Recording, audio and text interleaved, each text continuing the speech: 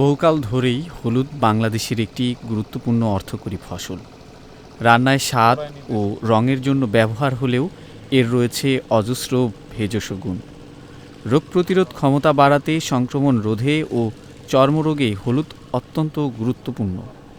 একটু মাটি খালি মাটি দেওয়া আর সার দেওয়া কত না মাটি দেন এই না আর ওই বিঘে আছে বাইগুন এই হলুদ হলুদে মনে হয় এই বাড়িওয়ালা আমরা দিই কামালি খাটি 400 টাকা হাজিরা দুজন ছেলে আছে সবাই আলাদা। পড়াশোনা করে লেখাপড়া গরিবেতে পড়াশোনা হয় না। এই সময়টাতে জমি নরম থাকে বলে বেড তৈরি সহজ হয়।